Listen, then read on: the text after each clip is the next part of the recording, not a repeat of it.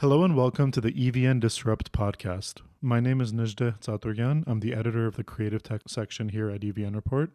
And today my guests were Armine Mkrtchyan and Gevorg Poghosyan from reArmenia, a collaboration platform for projects solving different problems in Armenia. We spoke about the reArmenia platform, how organizations can use the platform to find collaborators for their work, building trust among their community, and some of the projects that are currently up on the platform right now. Gevorg is the CEO of the organization, and Armine is a member of the board. reArmenia, for those of you who don't know, is a platform that was launched last year in the fall. It's a collaboration platform for Armenians all over the world where projects solving different problems are presented to receive needed resources, knowledge, experience, network, and funds.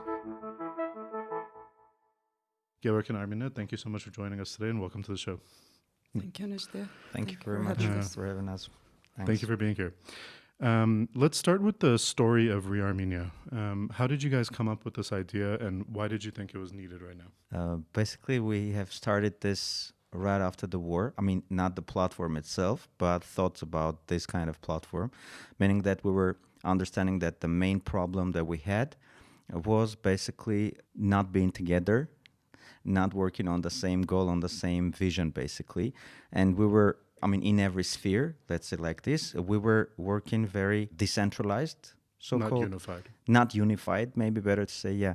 And we understood that this is the main problem because of which we're having all these losses and everything. So we decided that we have to focus on bringing together all Armenians, but not just in terms of ideology or, but bring together Armenians who are gonna really solve the problems, like hands-on activities concerning solving the problems.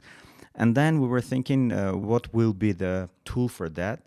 And then one of our friends, James Tufenkian, by the way, he was involved in this, this process as well. He said, let's start a collaboration platform, technological platform, let's say like this, which will be accessible for every Armenian around the world. And so we decided to have this platform which will give opportunity to every project which is solving Armenia's or Armenians' problem to be presented in here and to attract basically all the needed resources. So main resources are these four, like knowledge, experience, network, and funds. These are basically the main things that every project needs to become reality. So here, everyone who has basically understanding of any problem and the solution to this problem and need to find some like-minded people, some collaborators, some resources. This platform is for that very person to present the idea, to present the solution and find partners. And on the other hand, there are a lot of people who want really to collaborate to help solve some problems, but they do not know where to go, where to find this reliable, trustworthy people and teams, where to find the real problems that are important at this very moment, basically. So this platform is for that people as well. When you guys were looking at this space, were there any examples of success in the past that people have tried a platform like this or an idea like this and it has bared fruit? That's a very interesting question, and I will come from a little bit far. What we saw is that everyone, let's say in Armenia or Armenians abroad, they were doing something. Even in the war, during the war, you would see that everyone was trying to do something, was trying to help. And what we found was that we do a lot of things, but when we don't do it together, the effect is very small. And sometimes we do the same thing for the same people and we don't coordinate, we don't collaborate. And what happens is that the result could be much bigger. And even during the war, we had many examples when people were helping. To bring an example, we had families who had tens of kilograms of flour and they didn't have any oven or anything to bake bread. The idea here is that there are many people were doing many things, but we needed a place where everyone would collaborate together. So we wouldn't do something here, something there, but we would join our efforts and the result would be much bigger. Yeah. I think this idea is very popular amongst Armenians, especially during the war and after the war. There's this constant idea that one of our problems is that we're not unified enough. 10 people are working on the same problem instead of pooling their resources together. And there's that famous Chagan's quote that kept getting circulated. Mm-hmm. There were a lot of these kind of initiatives, and which is very good because, as you said, like almost every Armenian understands that the main thing we need is unity. Yeah. And a lot of different tries have been done before. And right now, besides reArmenia, there are some other projects as well who are working on bringing together all Armenians to organize these collaboration platforms or some initiatives. So why I'm saying this is very good because all these people basically are our friends and partners. As soon as they like realize that we're doing the same, and as soon as we find out about some other these kind of initiatives, what we do first, we start collaboration as far as all That's of smart. us are collaboration platforms and initiatives. So first what we do, we start collaboration together and bringing all these resources together, of course, helping to develop this direction a lot better. But the thing is, which is very, very important, that what we need at the moment, we need metrics to measure these collaboration successes, basically. I mean, so far, a lot of people talked about this. A lot of people started different initiatives for collaboration. But unfortunately, not always we had, let's say, the formula of measuring the result of our collaboration. So now we want to have all these metrics, to have like understanding that every collaboration has to have deadline and measurable results, so this will help us to really understand if we are collaborating or just talking about collaboration. You know what I'm saying, huh? That's really interesting. So what are some of those metrics in the context of some of the projects that are on your platform right now? How do you measure that? Because it's a lot more difficult. It's easy to say, if you're a news outlet, some of your metrics are the reach that you have, how many people read your work or listen to your segments.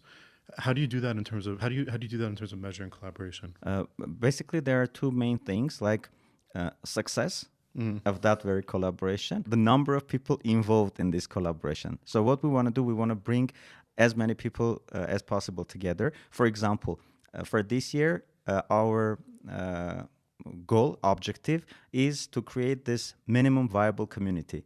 Last year, for example, our objective was a minimum viable product, which was basically the platform, and on October we have launched it. And this year we want to create this minimum viable community of giving, helping, collaborating people.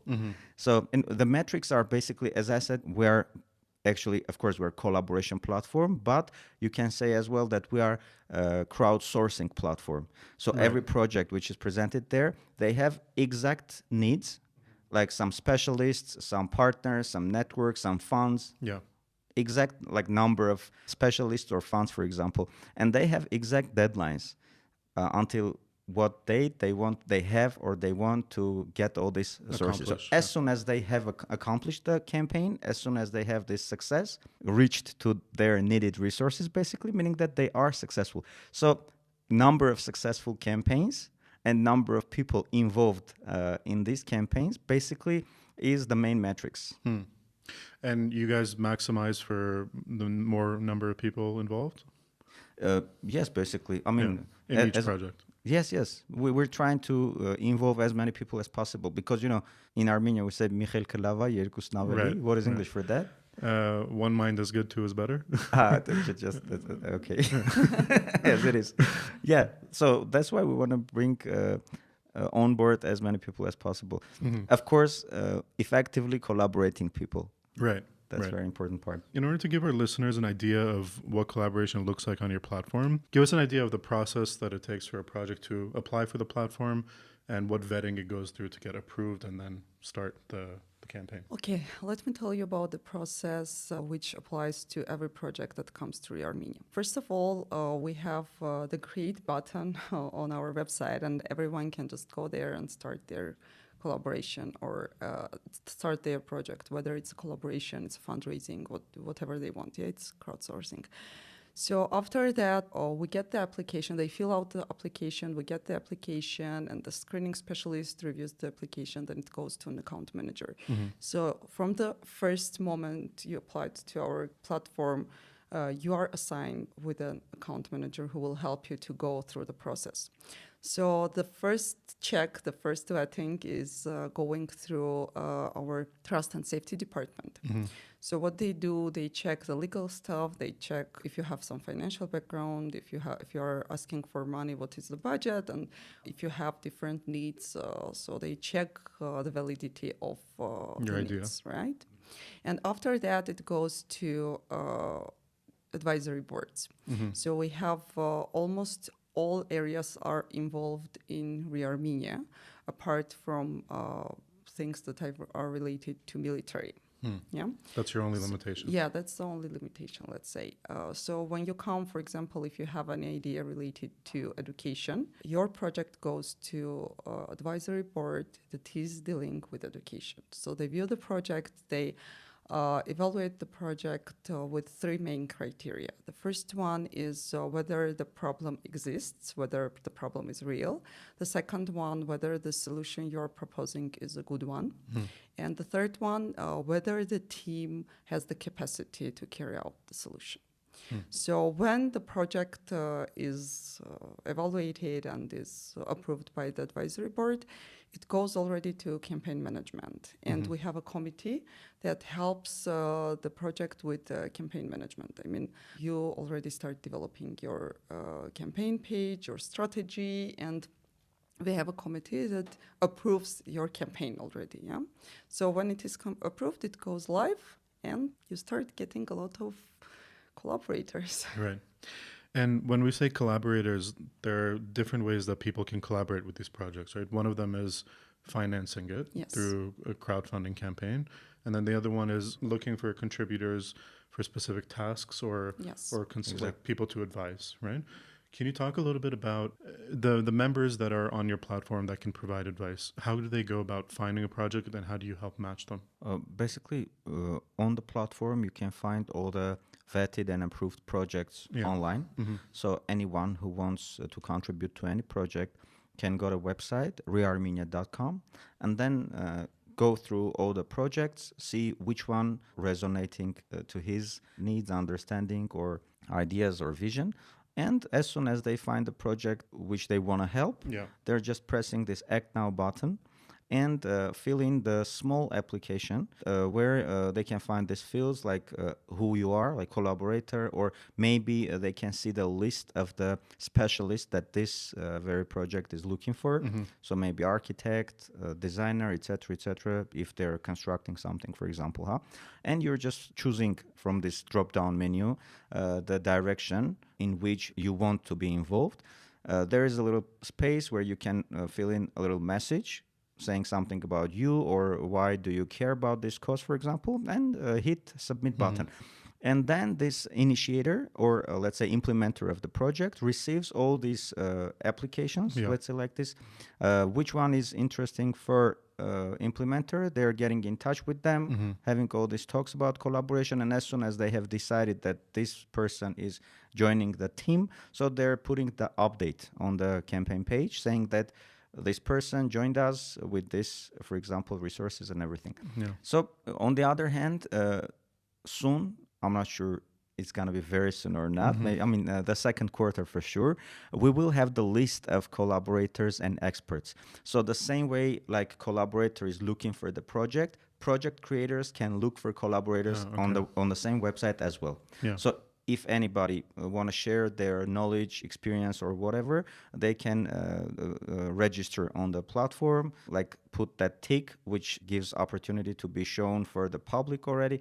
And any project which needs your knowledge and experience can outreach to you as well. Concerning matching, we will have this later this year, not the smartest version, because eventually we want to have very smart version of this matching process. The idea is that if you're looking for some specific professional, let's say like this, some specific expert, as soon as this expert will appear on the platform, you will get notification. But we want to have a little smarter version of this matching because, different people describe the same profession in different ways, in different words. So the best way that the system identifies that if this text and the other are about the same thing or not, and based on that the system is deciding to send the push notification to project creator or not.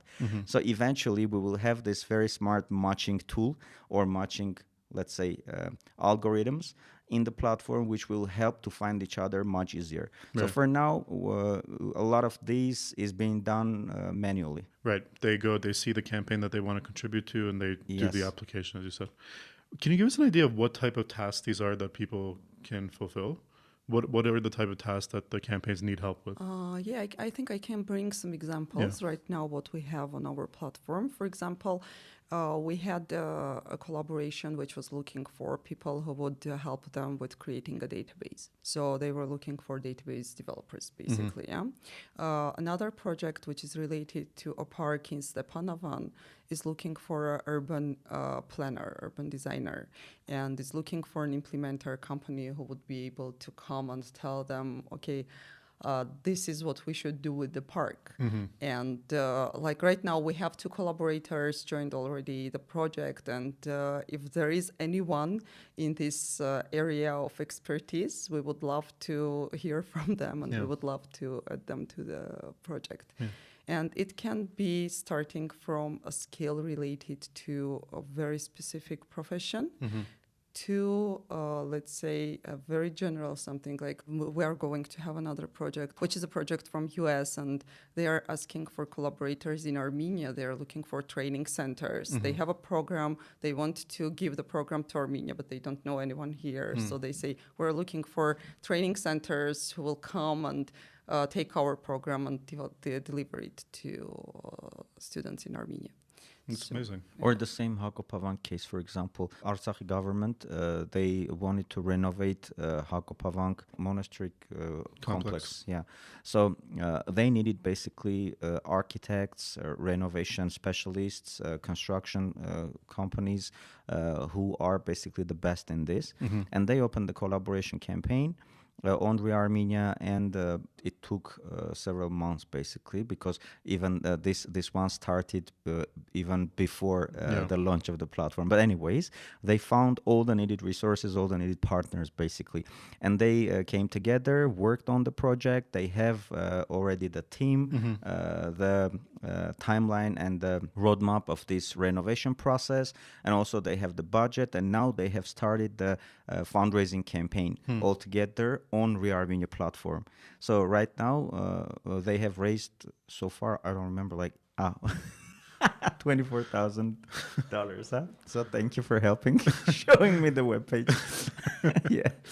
So yes, so they have raised around $25,000 already.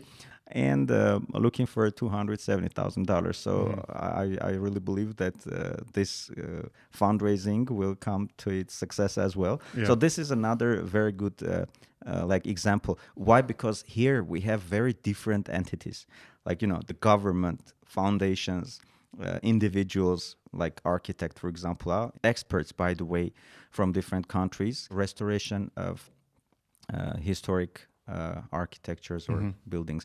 So, I mean, this is very good thing, and this is the way we want all the other entities and individuals to collaborate to solve basically all the tough problems that we have in front of us. Yeah. And there is another collaboration I just want to mention. It's also very interesting. One of our banks actually came to us and said that every year we were giving some gifts to our partners, and this is the second year we have decided that instead of the gifts we want to give the money to charity. And what projects we're looking for, they should be in Syunik, and they should be in the villages that are now in troubled area. And what happened is that they opened the collaboration asking for problems. They said, we have the money. That one was very unique collaboration case as well. It was very interesting. They said, we have the money, we want to help these villages. What are the problems there? And we had the municipality of Syunik region. They joined the project. They said, we will give you a lot of problems to solve. And basically what happened is they raised the issue of the schools not having laboratories. And what kind of laboratories? they have 5 laboratories: physics, mathematics, Chemistry. biology, chemistry, and Geography. geography. Right. So and the amount was around 10 million drams, but the budget of the bank was around 5 million drams. So what happened is that they gave the amount which was required, and the rest was raised. Right now we're raising it, and there is another union of businessman union. Yeah, they joined. They gave another amount, and now we have children from the regions. I don't know if you're familiar with MEM. Yeah, yeah. So we gathered together a team of campaign managers. So they are going to do a small campaign for the remaining amount of incredible. Basically, around 500,000 yeah, drams it's remaining. just 500,000. Wow. Yeah, I mean, it went very, very fast and very successful. That one was very interesting case as well, because, here we have not the person who has the problem, but the entity who has the resource to help. They crowdsourced the problem. Yeah, basically they have the funds, and they were looking for problem. They were looking for the toughest or most important problem. Right. So this was another case of collaboration. Yeah. That's a really interesting scenario, and I hope it inspires more examples like that because of and we already have our gift cards on our website, and there are organizations which are saying that we give some gifts to our employees at the end of the year, so we will think about giving the gift cards because the best gift is the gift of giving. Gift of giving, That's a good tagline. I want to talk about some of these specific projects that you mentioned, but just before that, I had a question about these people who are coming on and fulfilling these tasks that some of these projects need.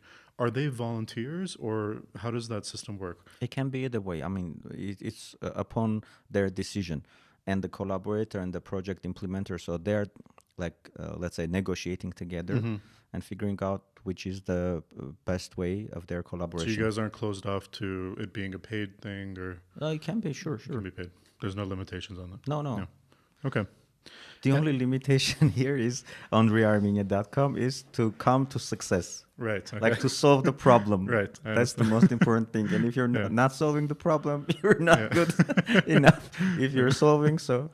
And we have seen a very interesting tendency.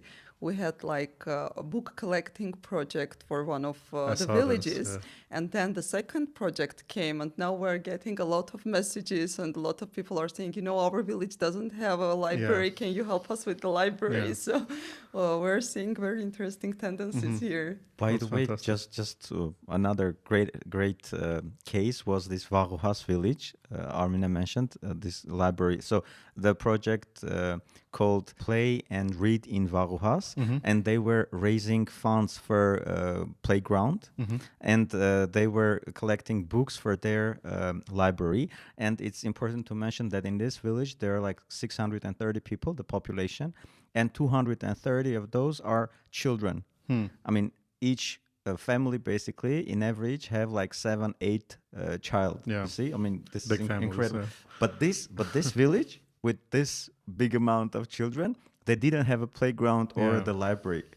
So this is a really problem for them, crucial problem. So during 4 weeks, they have raised around $16,000 for playground. And they were asking for some 70 or 80 books, and they have collected 800 books for the library. So, I mean, we were very, very delighted with this project. And we have a very touchy story here. I like this story very much. There was a military man who used to serve in Varuhas, and he had some injury, and after that he went out of army. And when he saw, he participated in the defense of Varuhas. And when he saw the project, he gave all his library to the village. Yeah, so it was really nice. And what is another important thing about this project? This project started basically by one teacher from Varuhas school, Nara Barserian, I don't remember her surname. So, I mean, this is very important. Just one girl who thought that this is a problem and it has to be solved, and she started, and thanks to her, basically, a lot of people collected together, and so these problems are solved so far. Why I'm saying this? Because this is very important to understand that every big thing basically starts for just one person who's doing the first step, who's taking the first step. The initiative, initiative. So this is very important for our audience to know as well, that each of them really can solve like huge problems. I mean, these were not were not huge problems. Right. Maybe a huge problem for that very village or that children, but not like a huge problem for all Armenians or Armenia. But for sure, we can come to solve much bigger problems on this platform with this approach of coming together and collaborating together. By the way, we can see that on the numbers as well. For example, this greenhouse for injured soldier, it was like around $6,000, and then Varuhas playground was around $16,000. Now, for example, the campaign of Artsakhi Munk techno school is on its way, and they have raised already $120,000. They're looking for $140,000, so that last mile will be closed, I believe, during this week. So I mean, the projects are becoming bigger and bigger, and this is very inspiring as well. Let's talk about Munk specifically, because it has to do with tech, and it's a project that, from your platform, it's a project that I found very interesting. For those who don't know, Munk means us, we, Menk, right? Yes. In Artsakh dialect. Menk in Artsakhi dialect. Artsakh dialect, yeah. Let's take Munk as an example and talk about that trust and safety process that you were talking about.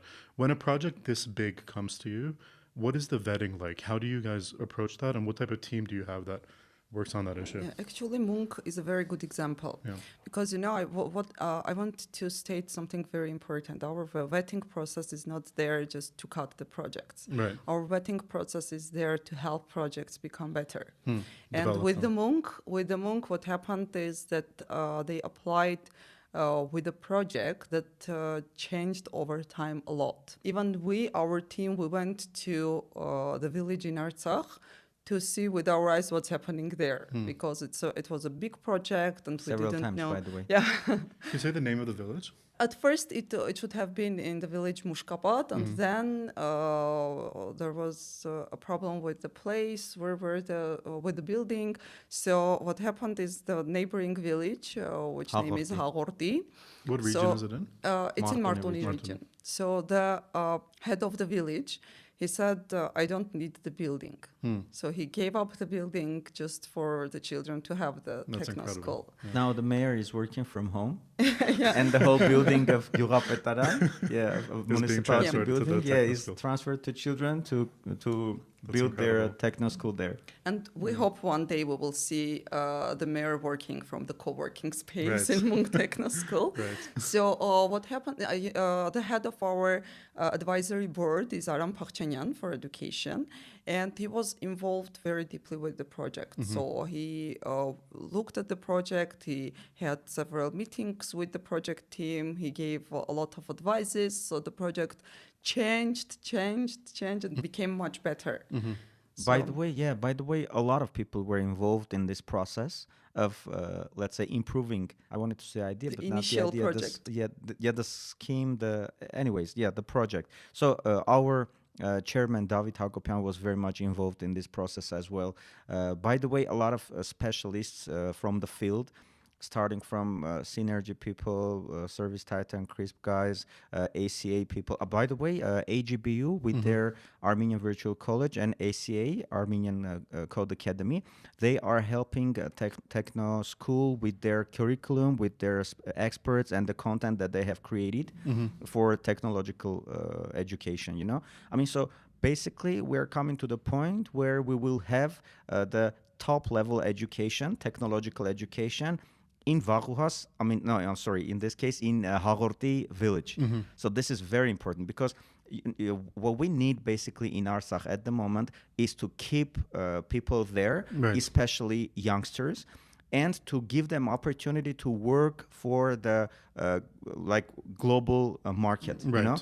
So for this, they have to have this internet, electricity, and knowledge of technological, basically, professions, and so to know how to deal with international market from Artsakhi villages. So this is what we have to solve at the moment. The idea of working for the global market is really interesting to me because last year there was a conference organized by a crowdfunding formula in Gorgis. I forget the name. You would know it. Tech Formula Week Goris. Formula Gorgis, yes. Yeah, and then after that we had Tech Week Tech Week Artsakh. Right. We organized it along with GG and Instigate, Right. and also around 40 companies joined us. Yeah. Yeah. But you were speaking about Formula Goris. Yes, Formula Gorgis. I spent some time in Gorgis last summer, and when just speaking with people, one idea that I kept hearing is that during the conference, it was the first time that this idea of freelancing for companies abroad, it was the first time that this idea had been presented to them. And now they were all seeing this as an opportunity to go learn digital marketing or programming or graphic design or something so that they could provide their services to the outside world. If those opportunities weren't there in Gorgis, they now had the chance to, broaden their market and, search for opportunities from abroad while staying in Gorgis. And it was interesting to me that the idea had never been presented to the community there, and they just hadn't thought that was an option. So I think these projects like Munk are fantastic for bringing that idea to smaller communities in Armenia. Yeah, let me tell you that these kind of projects partially are thanks to that kind of talks and events. And for example, the same Tech Week in Artsakh, there were 1,500 participants there. Yeah. 500 from other regions and 1,000 from Artsakh, and so important. A lot of youngsters, a lot of tech-minded, but not still in the market people. Right. They made their final decisions to go into the tech, to stay in their villages, in their cities, and work for global market. Basically, there are like 3 steps of working for global market. The first is to be employed by some global company. It can be it will be basically Armenia-based global company. So they can be hired by these companies for remote work from Artsakh. The second step, they are starting freelancing basically, or creating the groups of outsourcing service providers, basically, outsourcing teams. And the third step, which is the most important one, and all of us are working to come to that very point, is to create own projects, products basically, and sell the products, not their workforce, let's say like this. So intellectual property. Not provide their services to the outside world, but build their own product that they can sell to the global market. Exactly. That one will be the best opportunity to raise Artsakhi and all Armenian, basically Armenia's economics. Yeah. So we're working on that. Of course, it will take some time to bring people there to this mindset and to the level of having all the skills that are needed for creating the product and selling it throughout the world. So we're showing a lot of examples, of course, starting from Armenia-based companies or US-based companies created by Armenians, starting with Service Titan, PixArt, like TCF, Crisp, etc., etc. I don't want to name all of them because for sure I will forget a lot of companies, but there are really great examples. And what is great to mention here, that all these companies, founders of these companies, are really willing to come and share their knowledge and experience with region people with Artsakhi youngsters as well. So for example, last week I have posted a poll in Technotun Club channel, and I was asking for funds for education and for mentorship from tech people, and a lot of them committed to come to mentor these youngsters in Artsakh, to organize some workshops, some sessions for them. So meaning that these guys in Artsakh, these 15, 17 or 20 years old youngsters in Artsakh, will get information from the very, very top of startup ecosystems, even from United States, from Silicon Valley, So That's this is incredible, opportunities that they will have. Yeah. This is a little bit tangential to our main conversation, but it's really interesting, and I want to dive a little bit deeper. So in Yerevan, over the last 18 months, the tech sector has seen large investments made, new startups are popping up, and there's a lot of exciting activity. But when I look at the history of it, it sort of started from this outsourcing model, and people developed their skills. There was a lot of professionals that developed their career. And then you got to the point where you could have these startups because there were the people capable of doing it. Do you think that some of this startup activity, from what you've seen, will it cause some of that older model of the outsourcing to move to the regions and to Artsakh? And then, in 10, 15 years, they'll start developing their startups? Yes, you're totally right. Of course, we want to skip that Well. part. That's a little hard, yeah. But at least we will do everything to shorten that period. Right. From becoming a professional to coming to founder. So we want to shorten this path as short as possible. But let me tell you that right now there is already the first outsourcing team organized in this Hagorti village. Amazing. There are like 3 16, 17 years old girls and 2 guys with them. So this the team of 5 right now are taking orders, fulfilling some projects. For example, the website of their Ministry of Education is created by them already in Artsakh. Yeah. Besides, right now they're working on a project, e-commerce project from Russia. Yeah. They have a small foundation website from United States and several orders. Yesterday I met them in Stepanakert. We're trying always to keep in touch with them, to help them to grow as fast as possible. And I was really amazed that during these several months they have grown a lot. They have right now they're working on 6 projects simultaneously. Wow. Of course, there are small projects, but we were thinking with them to go to some bigger projects.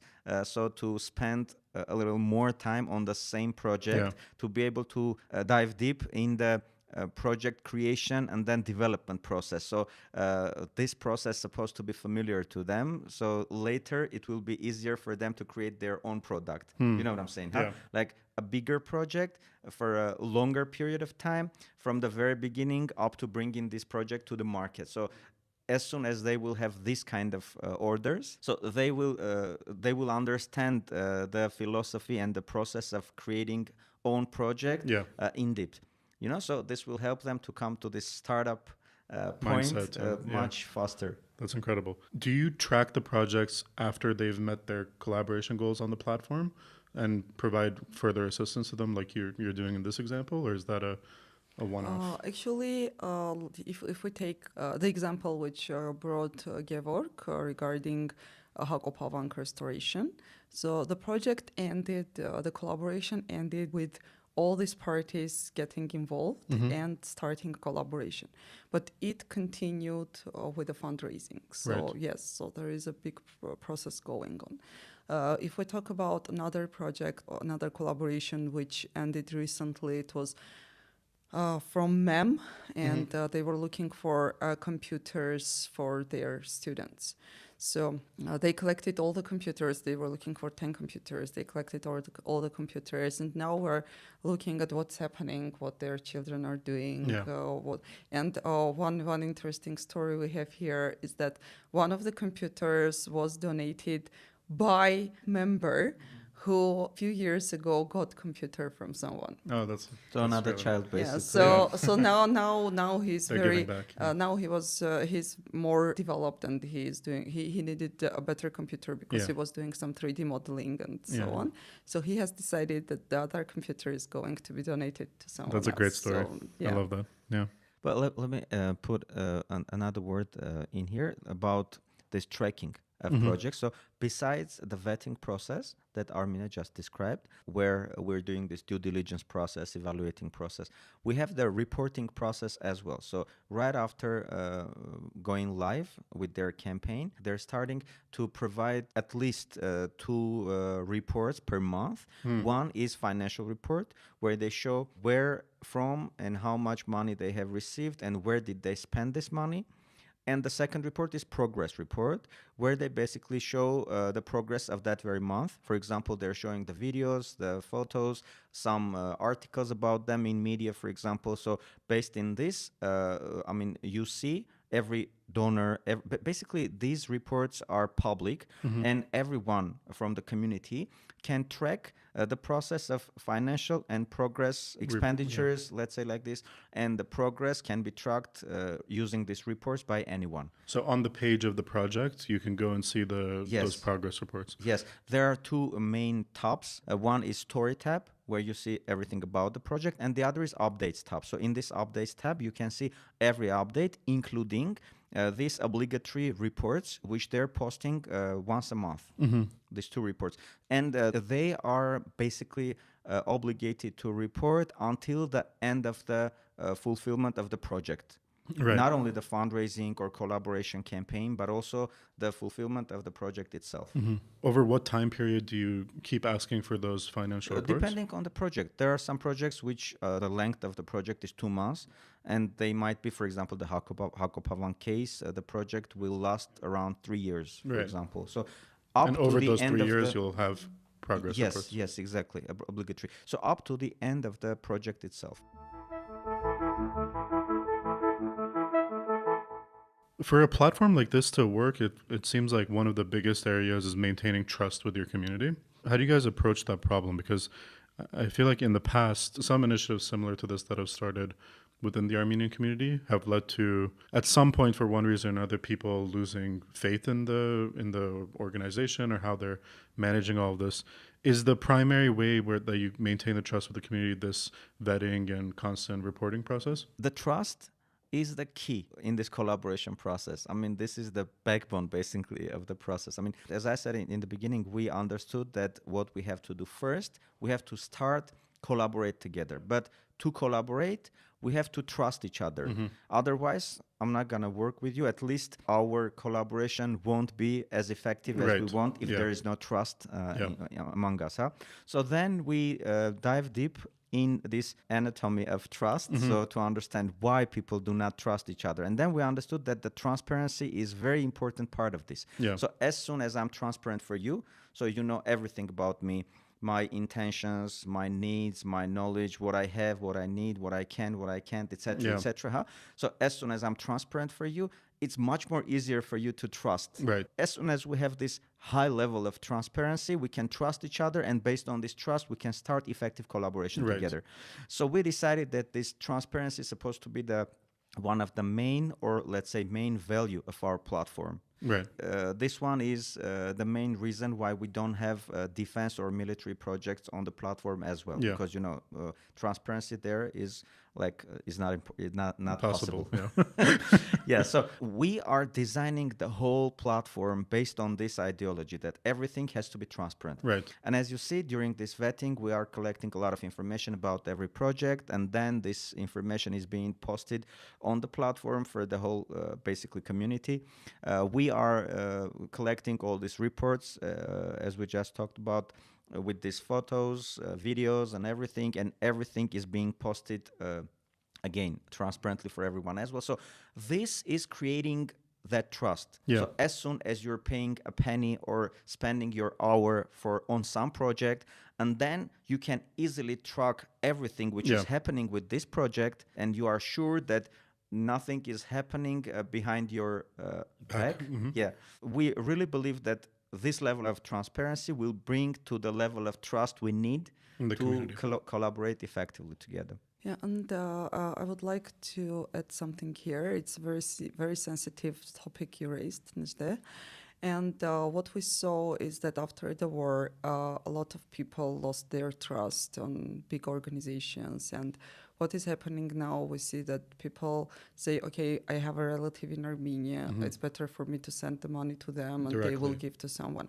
And actually what's happening is that even in that case, there is no transparency, because what we saw during the war was that a lot of individuals, they were taking money from their relatives and showing the same receipt to everyone and saying that this is money I have spent, and the rest, to their own relatives. So what happened is that people lost trust in big organizations, and at the same time they stopped trusting their relatives and closed ones, because they have seen some things happening. And we came here with an idea that it's it's important to join our efforts. Yeah.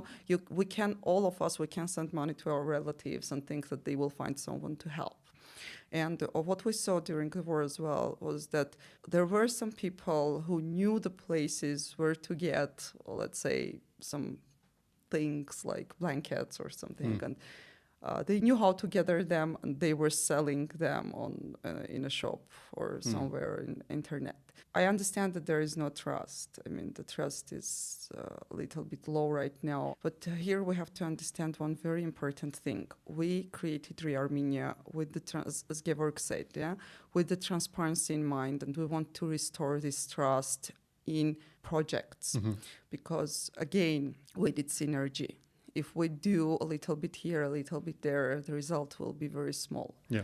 So we try to create this environment for trust, so people will be more willing to collaborate with others, and we will have bigger results. I want to give another example of this.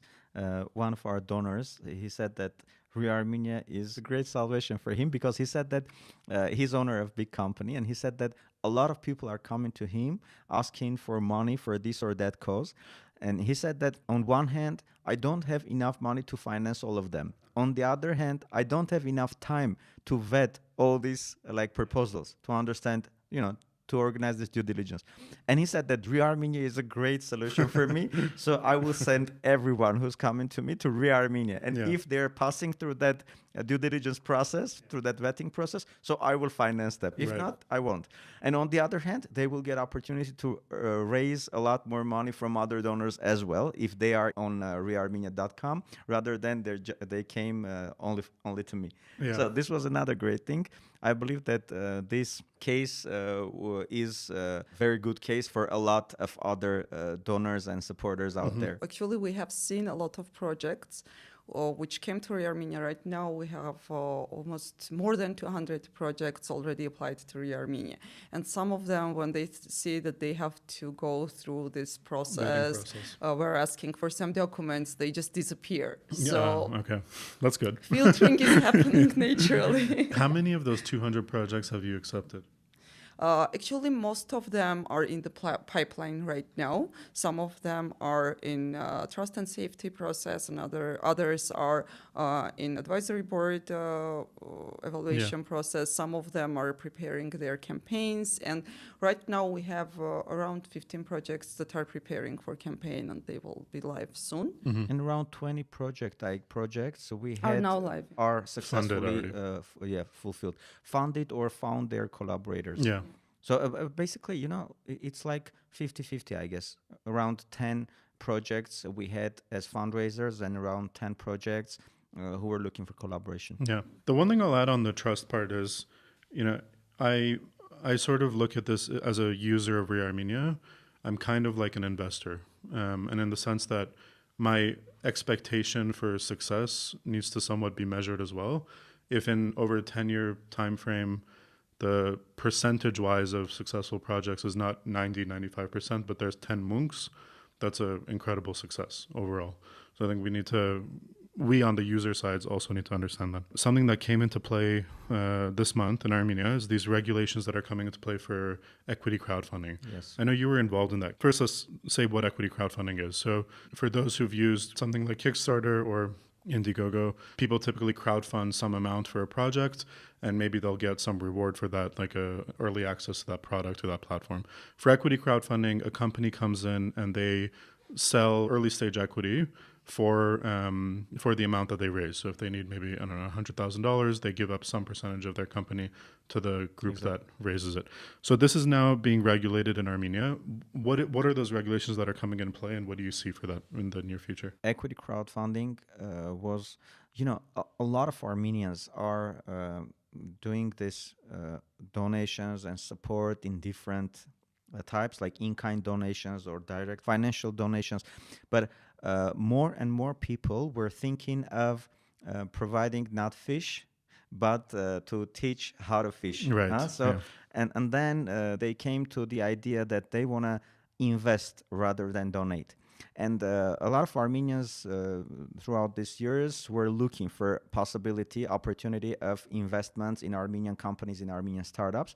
But the easiest way for this basically is equity crowdfunding platform, where a lot of people, like hundreds of people, can invest in the same entity with very small amounts, like $1,000, $5,000, or even less, maybe. But Armenian regulations were not good enough for this. For example, we have restrictions that through equity crowdfunding platform, maximum 50 people can invest in one entity, and each of those can invest up to 1 million drams, which is $2,000 basically. No more.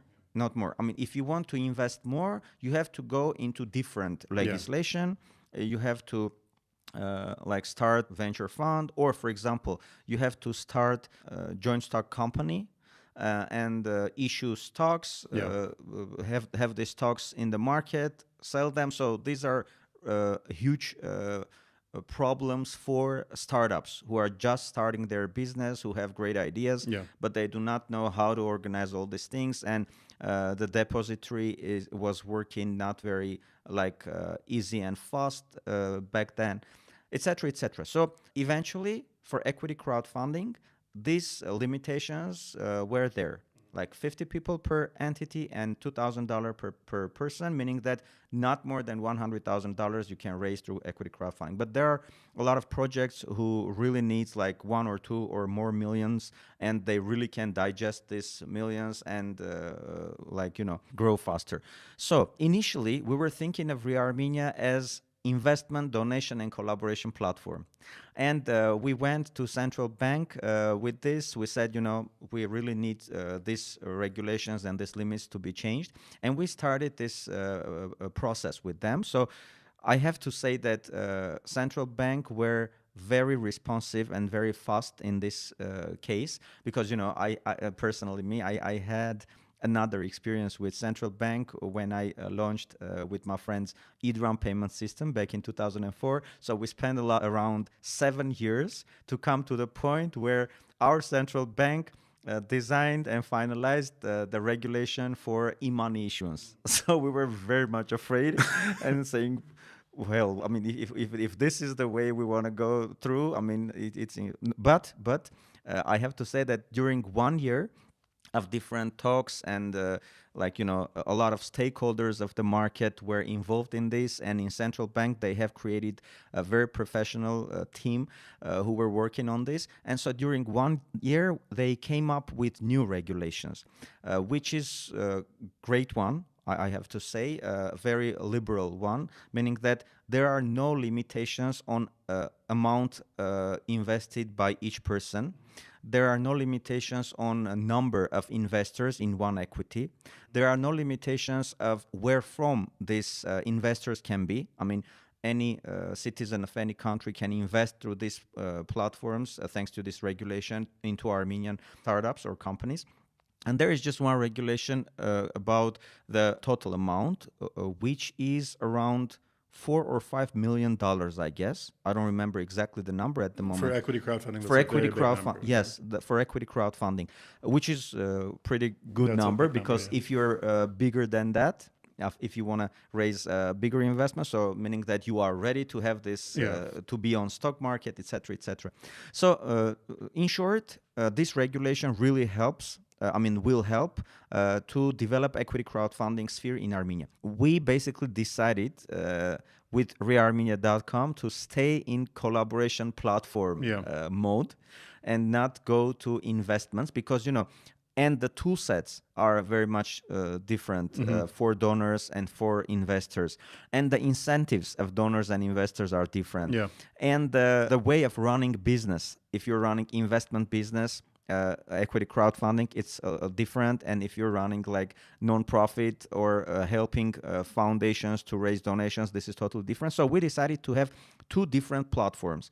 And then we decided to stay only with collaboration platform, but we said that any other entity or group who will decide to go into equity crowdfunding business, we will help them with everything we know. Yeah. We have all our networks, knowledge and experience, and everything. Besides, we said that we can provide our platform, the technological part, of our platform, as white label solution for these equity crowdfunding platforms. Of course, for that we need to do some developments, and for a specific amount of money we can do that, and then we can provide maintenance of the platform as usually white label solution providers do.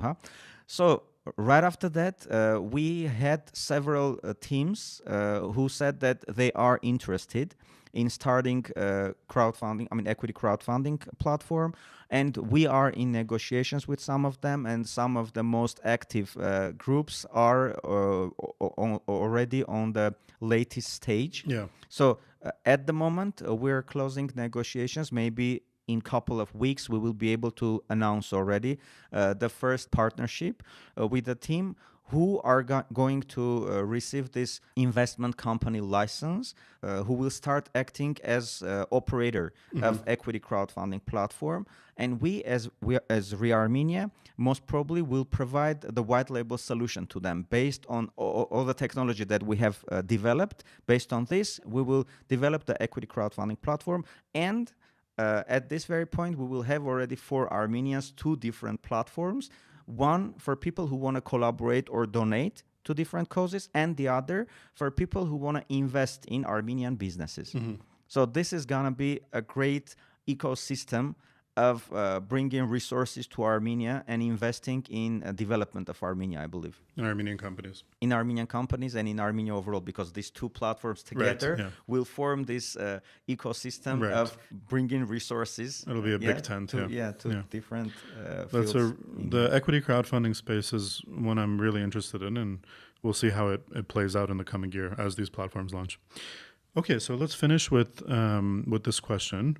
In the 5 to 10 year time period, what are your hopes for reArmenia, and how do you see that playing a role in the greater development of the Armenian, both tech and startup, but also all these initiatives, that entire ecosystem? How do you see reArmenia's role in that? Okay, I will start, and I'm sure that Gevorg could add a lot of things.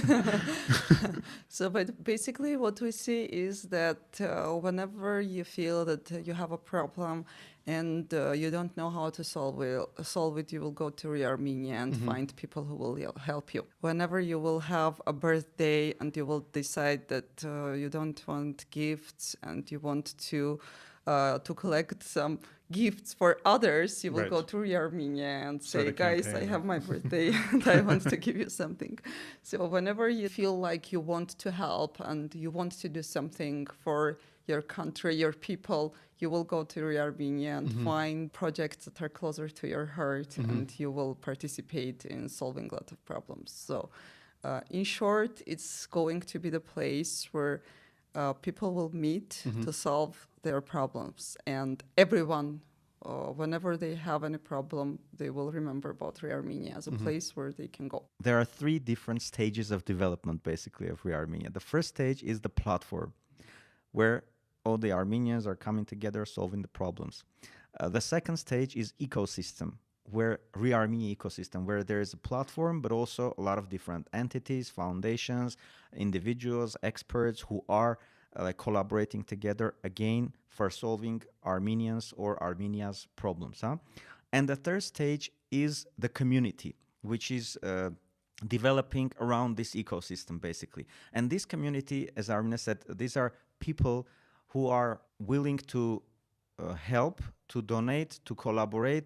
I mean, this giving community, basically. This is what we understand that we have to build as soon as possible. But I want to add one thing more, that reArmenia is, again, this is the platform, this is the tool. I mean, to understand, we are not foundation, for example, which is raising money and distributing this money. We are just providing the platform to all the other foundations, entities, individuals to come together to solve their problems using reArmenia as the tool. A lot of different foundations are putting their projects on reArmenia platform, using the platform as a tool. In 5 or 10 years, as you said, we see reArmenia becoming the tool as a platform for all Armenians. We see the ecosystem developed, including all the needed entities for coming together and solving the problems. And we see the big giving community of Armenians. We were thinking of around 30 to 40,000 people involved in this community, which will be the critical mass, I believe, after which very organically this giving and collaborating values and ideas will be spread throughout Armenians. And then eventually we believe that this effective collaboration ways will be spreading around the world already, because a lot of other nations and countries really need these models of effective collaboration, which we are developing at the moment for our nation. Okay, Gevorg and Armine, thank you so much for joining us. It was a pleasure. Thank you very much. We hope in the future you'll come Thank back you. and give us your updates. Thank you guys. Sure. Thanks.